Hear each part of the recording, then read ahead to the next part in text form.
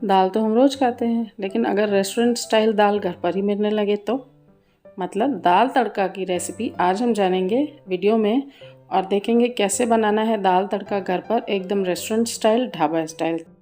तो शुरू करते हैं। जिसके लिए मैंने लिया है यहाँ पर 3/4 कप अरहर की दाल, जिसे हम तूर दाल भी जानते हैं। और जितनी अरहर दाल है उसकी आधी क्वांटिटी हम लेंगे धुली उड़द की दाल, और आधी क्वांटिटी अब हम लेंगे मूंग छिलके वाली या बिना छिलके वाली मूंग दाल। और मूंग दाल हमने जितनी ली है उसकी हाफ़ क्वांटिटी हम लेंगे, थोड़ा सा कम रहेगी हाफ़ से, चना दाल। तो सारी दाल हम मिक्स कर लेते हैं और देखते हैं इसकी टोटल क्वांटिटी कितनी बन रही है। तो ये बन रही है लगभग 1 कप और 1/4 कप, यानी कि 1.25 कप हमारे पास कुल मिला के दाल है। तो इसे मैं 2-3 बार पानी से धोकर यहाँ मैंने रख लिया है और थोड़ी 10 मिनट के लिए मैंने इसको पानी में सोक कर दिया है। अब हम चलते हैं कुकर में, डालते हैं दाल। और पानी कितना डालेंगे? पानी डालेंगे जो बड़ा कप हमने दाल नापी थी उसके 4 कप। तो इतना पानी तो हमें डालना ही है, और बाकी अगर कम लगेगा तो हम जब तड़का लगाएंगे तब भी हम थोड़ा पानी ऐड कर लेंगे। तो यहाँ मैं डाल रही हूँ 3/4 टेबल स्पून मैंने हल्दी डाल दी है, नमक डाल लिया है, और डाल दी है थोड़ी सी तीखी वाली लाल मिर्ची 1/4 टेबल स्पून। और अब हम कुकर को करेंगे बंद, लगाएंगे 1 सीटी हाई फ्लेम पर और 3 से 4 सीटियां हम लगाएंगे लो फ्लेम पर। तो जब कुकर ठंडा हो गया है मैंने यहाँ खोला है और खोलकर देखा है कि दाल अच्छे से गल गई है। ये देखिए दाल बहुत अच्छे से गल गई है।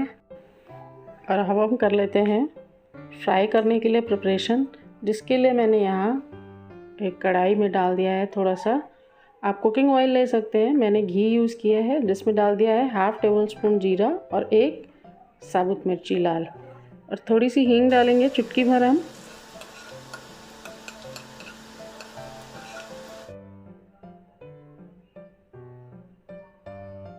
और जब अच्छे से हींग भुन गई है तब हम इसमें डाल देंगे एक मीडियम साइज़ का चॉप किया हुआ अनियन, और 1 इंच का टुकड़ा मैंने अदरक का भी बारीक काट के डाल दिया है।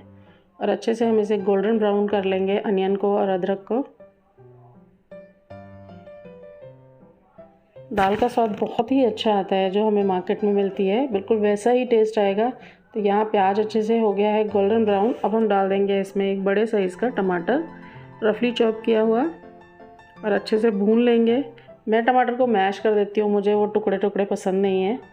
तो यहाँ मैंने टमाटर भी मैश कर दिए हैं अच्छे से। और अब हम डालेंगे इसमें हाफ़ टेबल स्पून धनिया पाउडर, और धनिया पाउडर को ये देखिए, और अच्छे से धनिया पाउडर को भी भुनने देंगे कुछ सेकंड्स के लिए। और उसके बाद हमने जो दाल उबाल के रखी हुई है उसको हम डाल लेंगे। तो दाल काफ़ी गाढ़ी दिख रही है, मुझे लगता है थोड़ा सा पानी ऐड करना पड़ेगा। मिक्स भी करते जा रहे हैं हम, और वो जो सारी दाल मैंने धीरे धीरे करके यहाँ पे हम डाल लेंगे। और जो कुकर में दाल लगी रह गई है उसको मैंने थोड़ा सा पानी डालकर और निकाल लिया है। ये देखिए पानी भी थोड़ा सा ऐड कर दिया है, क्योंकि दाल अभी उबलेगी तो और गाढ़ी होगी, इसलिए पानी ऐड कर लिया था। और यहाँ अच्छे से 2-3 मिनट के लिए सिम गैस करके और दाल को अच्छे से उबलने के लिए छोड़ दिया है। अब दाल अच्छे से उबल गई है, आप देख सकते हैं खूब अच्छे से बॉयल आ रहे हैं।